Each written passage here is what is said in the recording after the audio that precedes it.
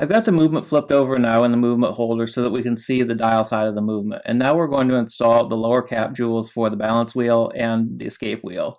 And those go on the dial side of the movement. As you can see there, I'm pointing out with the two places where the jewels go. There's a jewel that's fixed into the movement base plate, which is the main jewel, and then the cap jewel goes on the bottom of that in the little oval-shaped recesses that you see there. If you look at the lower cap jewels, you'll see that one side of the jewel is rounded and one side is flat. Now this is the flat side here.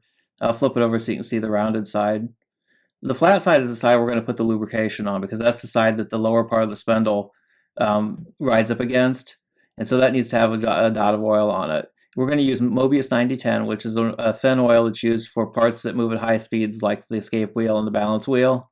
I'm going to do the actual oiling off camera so I can look at it through a loop, but the way it's going to be done is dip the tiny oiler into the oil and get just a little drop of oil on it, and then you want to touch it right in the center of the jewel to put a little spot of oil there. And that's real hard to do when I'm looking at it on the camera screen to do it precisely enough, but that's the procedure for doing that. I'm going to put a little drop of oil like that on each of the two cap jewels, and then we'll install them onto the movement. Alright, I've got both cap jewels in place. As I said, the flat part of the jewel where we put the oil goes down, facing the other jewel that's already mounted inside the main plate of the watch. I've got both lower cap jewels in place now with the lubricated side facing down in toward the movement base plate.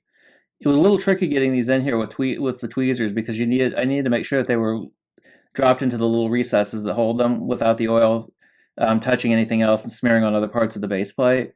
Next, I need to put the screws in place that hold these two cap jewels in. Okay, the screws are back in. Now these screws were minuscule. They were very hard to manipulate because I had to pick them up with tweezers, and they were only about 1 millimeter across the top of the heads and maybe 2 millimeters long. So they're very, very difficult to pick up without losing, and I had to carefully drop them into the holes so that I could then get the screwdriver onto them to tighten them down. But they are in place now, so now we can flip the movement back over and see the back side of the movement again, where we're going to put in the pallet fork and the balance wheel and the gear train or the drivetrain gears. The jewels right here this one is for the balance wheel, and that has a lower cap jewel on it. This one does not have a lower cap jewel. It is for the pallet fork, and then the one over here does have a lower cap jewel, and that's for the escape wheel. Next, I'm going to install the pallet fork and the pallet fork bridge. The pallet fork bridge goes above the pallet fork and has a jewel that holds the upper spindle for the pallet fork. The lower spindle for the pallet fork goes into the base plate.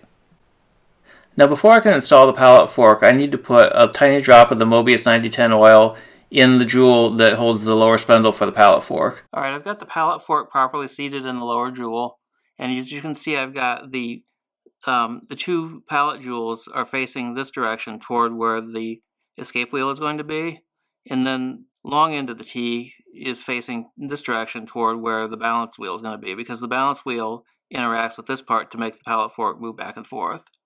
The next thing I need to do is put the balance bridge, or the pallet bridge on. The pallet bridge goes across the top of the pallet fork and has a jewel bearing that holds the top spindle of the pallet fork, and so that's going to be our next thing to do. Alright, I've got the pallet fork bridge installed. I've got both screws in and tightened down. This was real tricky because I needed to get the upper spindle of the pallet fork into this jewel here without damaging the spindle. In order to get this aligned right, I had to look at it at an angle through a magnifier in order to make sure that the spindle at the top of the pallet fork went into the jewel in the pallet fork bridge, and you can see it's in there now. But that was real tricky to get that bridge on top of there without damaging that spindle. Once I got the thing assembled, then I had to add a little bit of oil to the top bearing there, the jewel in the pallet fork bridge, so that the upper spindle would have lubrication as well. So I put a teeny little drop of the Mobius 9010 on there.